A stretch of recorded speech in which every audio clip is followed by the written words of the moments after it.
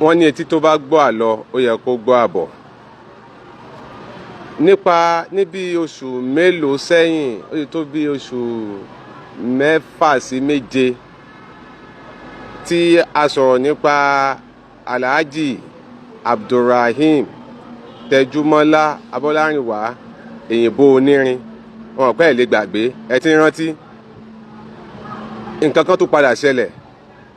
Ṣùgbọ́n kó tó di pé a tiẹ̀ wá sọ ohun tó ṣẹlẹ̀ ní ìsinyìí, kí mo fẹ́ yẹ ká tiẹ̀ rán wa létí gan. Bó o ní ọ̀rọ̀ ta ní Alhaji Abdulrahim Tejumola Oyinbo Onirin? Alhaji Abdulrahim Tejumola. Ẹ bá mi sọ̀rọ̀ sókè díẹ̀ o. Alhaji Abdulrahim Tejumola jẹ́ oníṣòwò tó ń ta nígbà tó wà láyé. Ó dẹ̀ jẹ́ great philanthropist tó máa ń ṣe fáwọn èèyàn. Ó dẹ̀ jẹ́ ẹni tí ó wà well recognized ní àwùjọ ní Nàìjíríà.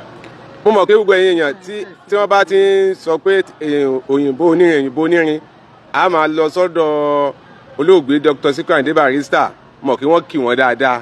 Yes, níbi oṣù mélòó sẹ́yìn a sọ̀rọ̀ kan lórí afẹ́fẹ́ Oriyomi Hamzat live, kódà a tún sọ lórí Kọ́kọ́rọ́ Alátẹ náà nípa bí àwọn kan bí wọ́n ṣe pàmọ̀pọ̀ tí wọ́n ń da àwọn ọmọ àtìyàwó Alhaji Abdulrahim Tejumola Oyinbo Onirin, most especially Mr. Abibu tẹ́wọ̀ yìí, tí wọ́n tì wọ́n mọ́lé, kódà wọ́n gbé wọn lọ prison lórí ọ̀rọ̀ property Tejumola Oyinbo Onirin, tí adẹ̀pẹ́lẹ́ iṣẹ́ ọlọ́pàá wọ́n gbé ìgbésẹ̀. Ẹ ṣàlàyé díẹ̀ bó lọ̀rọ̀ ń gan ṣe bẹ̀rẹ̀, kí ló ṣẹlẹ̀ gan, káṣẹ̀ṣẹ̀ wá bá débi tí ọ̀rọ̀ ọ̀hún dé, àti pé kí ló wá ń ṣẹlẹ̀ lọ́wọ́lọ́wọ́ báyìí gan, bó lọ̀rọ̀ ń gan ṣe ṣẹlẹ̀. Lákọ̀ọ́kọ́ mo fẹ́ dúpẹ́ lọ́wọ́ Mr. Oriyomi Hamzat tó fún wa ní platform láti wá sọ̀rọ̀ síta, torí wọ́n ní téèyàn bá dákẹ́ tiẹ̀ náà bá dákẹ́. So mo dẹ̀ dúpẹ́ lọ́wọ́ ọmọ Nàìjíríà náà tó bá dá sọ̀rọ̀ wa. Mo dúpẹ́ lọ́wọ́. Bẹ́ẹ̀ ṣe ń wọlé yẹn ẹ máa bá a share rẹ̀, ẹ máa share rẹ̀, ẹ máa share rẹ̀, ẹ máa share rẹ̀. Torí ọ̀rọ̀ ọ̀hún ó kan iléeṣẹ́ ọlọ́pàá, ọ̀rọ̀ yìí tẹ́ padà gbọ́n tó ṣẹlẹ̀ yìí ó kan iléeṣẹ́ ọlọ́pàá, ó kan DPP, ó kan gbogbo àwọn agbẹjọ́rò tó yẹ pé ẹ gbọ́ o, ṣùgbọ́n ẹ tẹ̀síwájú. So a lè dúpẹ́ lọ́wọ́ ọba Òmàrán náà tó jọba àlùwà àti gbogbo Òmàrán àti gbogbo ọmọ Nàìjíríà. Òmàrán yìí tàlẹ́ àṣà dúpẹ́ lọ́wọ́ gbogbo. So ọ̀kan tó ṣẹlẹ̀ nígbà yẹn ni pé àwọn ọlọ́pàá Mr. Alhaji Samson Akànnì Sule àti àwọn ọmọ onílẹ̀ wọ́n lo àwọn ọlọ́pàá fi intimidate wa. Wọ́n dẹ̀ ṣe pé àwọn ọlọ́pàá lọ́lò lọ́ fi gorí ilẹ̀ wa nígbà yẹn tọ́kọ́ ṣọ́ọ̀bù 9 sórí ilẹ̀ yẹn. So nígbà tí investigation wa bẹ̀rẹ̀ lẹ́yìn ìgbà tá a kú omi. Wọ́n ní ẹ gbóhùn sókè o. Ok, nígbà tí investigation wa bẹ̀rẹ̀ lẹ́yìn ìgbà tá a kú omi ìgbà tá a kọ petition sí IG wa direct petition yẹn padà lọ sọ́dọ̀ monitoring department ní zone 2. Our monitoring department yẹn dẹ̀ ní kíni lọ́wọ́ ẹ̀dẹ̀ Mr. Tijani àti Mr. Ahmed Omisore. So wọ́n dẹ̀ mọ̀ gbàtọ̀dọ̀ IG ní investigation tí wọ́n tọ̀dọ̀ àwọn gbogbo àwọn ọlọ́pàá tó tiẹ̀ wá zone 2 wọ́n láwọn fẹ́ ṣiṣẹ́ ní ṣiṣẹ́ tó bá ti kàn ṣe Alhaji Sule báwọn ọ̀gá ọlọ́pàá ò jẹ́ káwọn ṣiṣẹ́ Alhaji Sule. So at the end of the day àwọn yẹn ṣáà ṣe. Lẹ́yìn ìgbà tẹ́ tá kúrò ń bíbá ìtàn ẹ kọ petition lọ sí Abuja wá dá yín padà sí zone 2 monitoring ní ìpínlẹ̀ Èkó. Gbàtẹ́ wá lọ bẹ̀ ń làwọn ọlọ́pàá kọ̀ọ̀kan bẹ̀rẹ̀ sí ní sọ pé àwọn ò lè ṣiṣẹ́ Alhaji Sule o, a lè ṣe o torí pé àwọn ọ̀gá ọlọ́pàá kan wọn èyí fẹ́ jẹ́ káwọn ó ṣàṣeyọrí lórí ẹ̀. Ok, ẹ tẹ̀síwájú. So luckily àwọn ẹ̀ṣà ní iṣẹ́ yìí àwọn máa ṣètò ìdúpọ̀ àwọn ọmọ. Àwọn wo nu? Àwọn monitoring department. Monitoring department. Ẹ̀yin ẹ forúkọ wọn lẹ̀.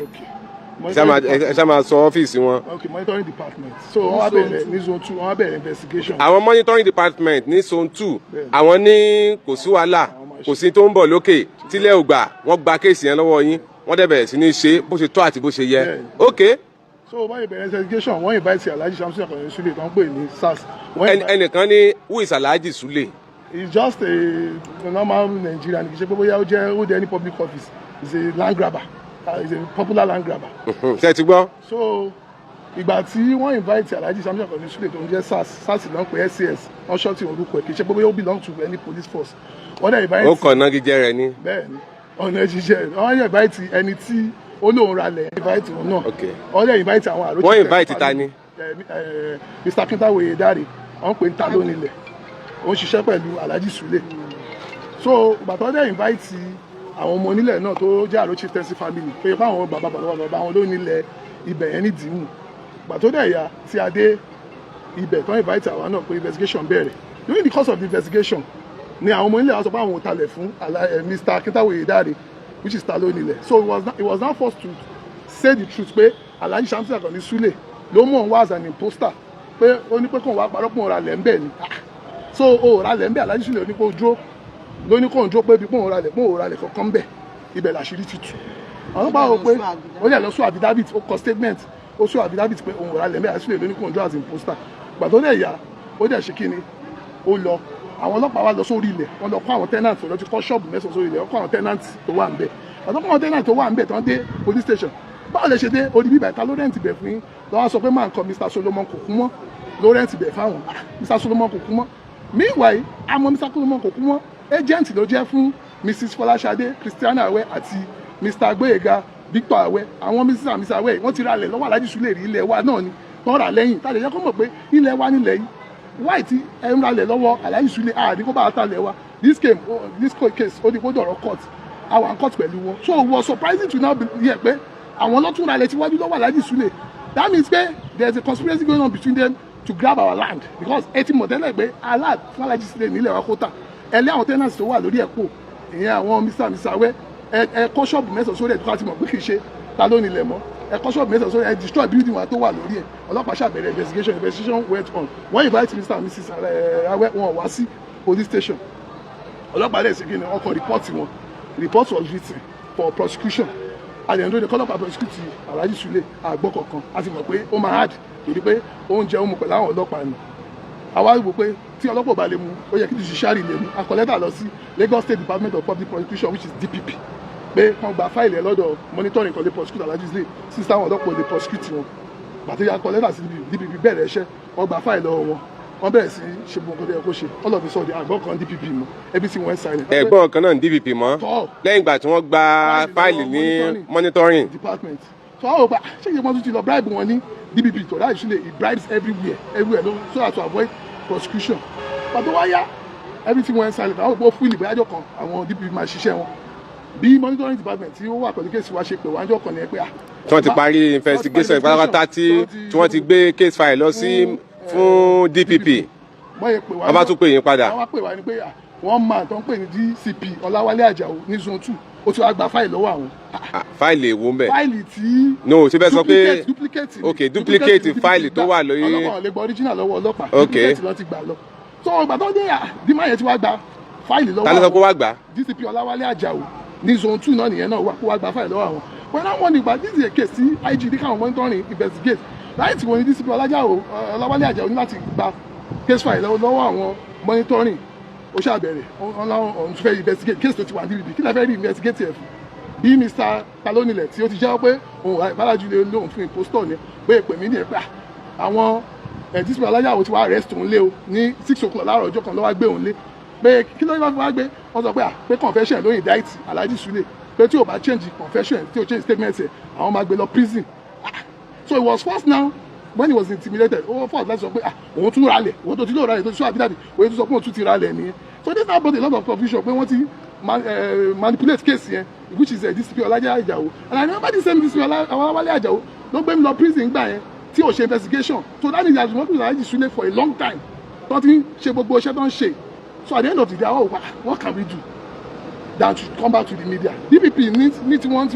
DPP now why reason why DPP prosecute matter they are working towards to change the report sáwọn monitoring ti kọ sí DPP kan fi lọ prosecute Alhaji Sule Alhaji Sule ìwọ tó ń sákiri you are the one tó gbé mi lọ prison tí wọn ṣe investigation why you afraid of them charging you to court no matter ní láti máa manipulate the report ọlọ́pàá go and defend yourself in court if you feel that report don show wa okay so all they have been doing is just to avoid prosecution here Alhaji Sule so we are not using this medium to please and beg Inspector General of Police to run a lot of petition from the beginning come your come into this matter meanwhile AIG zone 2 wọ́n ṣẹ̀ débẹ̀ ní Mr. ìyún Káyọ̀dé ẹgbẹ́ tó kún tí wọ́n jẹ́ Inspector General of Police. committee náà àwọn la competition sí àmọ́ bóyá DCP aṣáàmọ̀ pé DCP ò lágbára tó IG.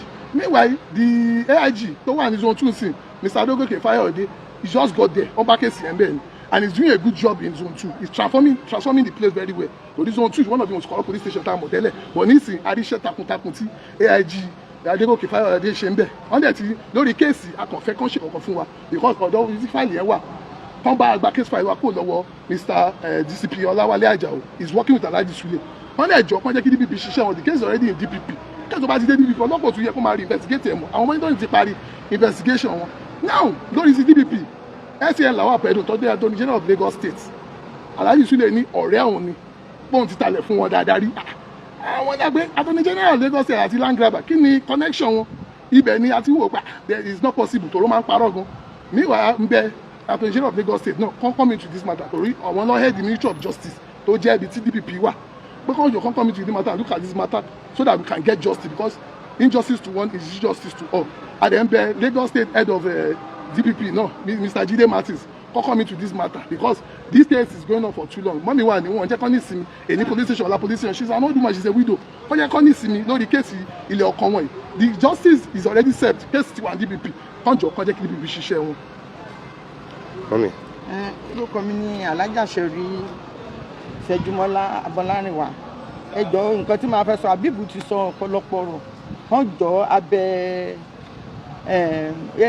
IG of Inspector General of Police gbogbo Nàìjíríà kán jọ àwọn lakọ petition tí wọ́n dẹ̀ dá petition yẹn padà sí zone 2 àwọn monitoring ọ̀gá ọlọ́pàá yẹn Mr. Tiamiyu Tijani Mr. Tijani àti Mr. Ahmed Omiṣore àwọn méjèèjì wọ́n ní Alájà wọ́n lẹ́yìn àwọn fi Ọlọ́run búra pé nǹkan tó kù táwọn ń ṣe ní ọlọ́pàá pé àtúbọ̀tán àwọn pé torí àwọn ń ṣiṣẹ́ nítorí àwọn ọmọ àwọn ni pé torí ìjọ kan làwọn náà máa lọ bí Tẹjúmọ́lá lọ ọ̀gá Tìjání yẹn ó dẹ̀ gbé Kúránì ó gbé Báíbù olóhùn fi búra fún mi ó ní tó bá ṣe pàwọ́ la jẹ̀bi ó ní àwọn máa prosecute ó ní tó bá dẹ̀ ṣe pé bàbá Samson Àkànní Súlè òun ló jẹ̀bi pé wọ́n máa prosecute pé gbogbo ẹni tó bá ṣàtìlẹ́bi wọ́n dẹ̀ ti ṣe kéèsì yẹn tí wọ́n ti ń bá kéèsì yẹn tí wọ́n ti parí gbogbo kéèsì yẹn tí Akin Táíwò Ọ̀yádáre ó ti jẹ́wọ́ pé ta ló nílẹ̀ ó ní Alhaji Samson Àkànní Súlè ló lòun pé òun ò ralẹ̀ kankan níbì kankan pé òun ò ralẹ̀ pé wọ́n lò ní pé irúgbọ̀n wọn fún òun lówó ni àwọn ọmọ Àró Shiftancy family wọ́n ní àwọn ò talẹ̀ fún ẹnì kankan pé àwọn bá wọn lórí ilẹ̀ pẹ̀lú rìsíìtì àwọn làwọn gba ratification lọ́wọ́ wọn ipe wọn kéèsì yẹn dẹ̀ ti yanjú táṣì tí gbogbo ẹ̀ ti yanjú làwọn ń sọ pé àwọn monitoring wọ́n dẹ̀ ti lọ invite àwọn gbogbo àwọn tí wọ́n kọ́ shop tán wà lórí orí ilẹ̀ wọ́n ti invite wọn ipe kìíní gbogbo oníkálukú dẹ̀ ti jẹ́ wọ́n ní Solomon kò kú mọ́ ó ní àwọn lórí gbé rẹ́ǹtì fáwọn wọ́n dẹ̀ invite Solomon kò kú mọ́ dẹ̀ sọ pé pastor náà pastor redeem Solomon kò kú mọ́ ó dẹ̀ jẹ́wọ́ ó lóun kọ́ lòun ó láwọn ọ̀gá òun ni wọ́n rà lọ́wọ́ Aláàjì ó lóun ò mọ̀ gbà tán rà ó ní wọ́n ti rà tán kán tó ṣe so kán jọ nítorí Ọlọ́run Mr. and Mrs. Awẹ́ kán jọ nítorí Ọlọ́run Mr. and Mrs. Awẹ́ ilẹ̀ tẹ́ wà lórí ẹ̀ Tẹjúmọ́lá ló nílẹ̀ kì í ṣe àwọn tán tà fún yín ẹ wádẹ adẹ́tí jìjọ wà pẹ̀lú àwọn Mr. and Mrs. Awẹ́ lórí ilẹ̀ tó wà lẹ́yìn tẹ́tí rí pé ilẹ̀ yẹn ẹ̀hún orílẹ̀ yẹn lògùn àwọn à ń kọ̀tù pẹ̀lú ilẹ̀ ẹ̀yìn yẹn kó tó di pé wọ́n wá bọ́ sí tiwájú mi mọ báwọn èèyàn ṣe máa ń ṣe bẹ́ẹ̀ so definitely nǹkan mi kò sí nǹkan tó kàn yẹn so ẹ mọ̀ nípa bálájí sars ṣe ń gun orí ilẹ̀ tó ń ṣe ni kán jọ nítorí Ọlọ́run abẹ́ Inspector General of Police kán jọ kán bá rí sọ̀rọ̀ yìí then AIG wọ́n tiẹ̀ ṣe dáadáa wọ́n ṣe dáadáa lórí kéèsì wọ́n ṣe dáadáa but mi dà pé DPP ńgbà tá a ti rí DPP òun ló gbé wa débi kéèsì ti wà ní DPP kán jí káwọn ọlọ́pàá jẹ́ káwọn DPP kán ṣiṣẹ́ then Mr. DCP Ọláwálé Àjàó so kán jọ nítorí kán náà àwọn náà rántí pé àtúbọ̀tán kán rántí pé ìjọ́ka àwọn náà ń lọ pé àwọn náà dẹ̀ bí ọmọlẹ̀ ẹ̀mí gbogbo wa máa gùn bẹ̀ kó ní kálukú rántí pé ìjọ́ kan Ọlọ́run lè sọ pé ó yá tí ò dẹ̀ sẹ́ni tó lè dán Ọlọ́run lọ́wọ́ dúró kán rántí kán ṣe dáadáa kán ṣe àtúbọ̀tán then gómìnà wa of Lagos State náà gọ́vnà Babájídé Sanwó-Olú kàn jọ kàn bá dá sọ̀rọ̀ yìí kàn jọ kàn tiẹ̀ jẹ́ kọ́kàn wá nísìmí kàn jẹ́ ká gbádùn Alhaji Samson Dina Àkànní sílẹ̀ ó lóun mọ ọlọ́pàá ó dẹ̀ ń lo pòpò òun mọ ọlọ́pàá ni so kàn jọ nítorí Ọlọ́run kàn jọ àtúbọ̀tán oníkálukú náà dá irú nǹkan tí Tẹjúmọ́lá rí mo gbàdúrà oníkálukú wọn ò ní rí bẹ́ẹ̀ kàn ṣe dáadáa kàn jọ nítorí Ọlọ́run ogun yìí ti pọ̀ jù wàhálà yìí ti pọ̀ jù ní pé èèyàn wáyé o bọ́ sórí ilé onílẹ̀ wọ́n dẹ̀ ti ráṣìí kàn prosecute ẹ̀ ní wàhálà a gbé lọ sí DPP pé tọ̀gbà tí wọ́n lè prosecute ẹ̀ ní ọ̀dọ̀ ọlọ́pàá so ni ó tún dààmú ká kàn jọ nítorí Ọlọ́run kàn jọ àfọlọ́ọ̀bà bẹ̀ wọ́n a dúpẹ́ lọ́wọ́ gbogbo ọmọ Nàìjíríà pátápátá wọ́n ṣe wọ́n kó àdúró tiwa torí àwọn náà dúró tiwa tó fi di bẹ́ẹ̀ a dúpẹ́ lọ́wọ́ Alhaji Oriyomi Hamzat adúpẹ́ o wọ́n ṣe gan àwọn ọmọ wọn náà ní dààmú wọn dẹ̀ ní ráre adúpẹ́ lọ́wọ́ ọbọ òmàrán ọbọ Ládélé Adéòtí wọ́n ṣe wọ́n kó àdúró tiwa àti àwọn òmàrán youth forum wọ́n alliance adúpẹ́ lọ́wọ́ wọn torí wọ́n ṣe ọmọ nǹkan tọ́mọ ènìyàn ṣe àwọn náà hùwà àtúbọ̀tán wọ́n ṣe dáadáa wọ́n dúró tiwa gbogbo àwọn òmàrán pátápátá àwọn tí àtìfẹ́ tó lè ta àṣìmọ́ àwọn adúpẹ́ ní Oriyomi Hamzat ká máa dúpẹ́ lọ́wọ́ gbogbo yín ẹ ṣe wa dúpẹ́ akúdú àdúró tiwa bẹ́ẹ̀ pé ẹ jọ ẹ bá bẹ Alhaji Samson Dina Àkànní súlẹ̀ nǹkan kò gbọ́dọ̀ ṣe wá kò gbọ́dọ̀ ṣe mí kò gbọ́dọ̀ ṣe àwọn ọmọ Tẹjúmọ́lá kò dẹ̀ gbọ́dọ̀ ṣe bíi Tẹjúmọ́lá kankan toró ń lérí ó ń lé káàkiri ni kó rántí pé òun náà bímọ ó níyàwó kó jọ nítorí Ọlọ́run àti gbogbo àwọn àrò chieftaincy family kí gbogbo wọn ní bẹ̀rù Ọlọ́run kó fi bẹ̀rù Ọlọ́run sí gbogbo nǹkan tán ṣe àti Akin Táíwò Ọ̀yádáre kó rántí pé ó ní òun pásítọ̀ wòlíì kó rántí pé Ọlọ́run dúró jọ òun ṣe kán fi ilẹ̀ àti Mr and Mrs Awẹ́ kán jọ nítorí Ọlọ́run kán ro tàtúbọ̀tán kán ro pé àwọn ní pásítọ̀ kínní làwọn kán ro kán máa wò dáadáa àwọn náà lọ́mọ wọn ò dẹ̀ gbàdúrà kọ́mọ àwọn náà jẹ̀yà kán jọ nítorí Ọlọ́run kóníkálùkù wọn kóníkálùkù wá gbà ilẹ̀ Tẹjúmọ́lá nílẹ̀ yẹn tó dẹ̀ níwèé tó ní dọ́kúmẹ̀ntì gbogbo dọ́kúmẹ̀ntì ẹ̀ wà intact tí ò dẹ̀ sí nǹkan kan tí ò sí ẹni tó lè yẹ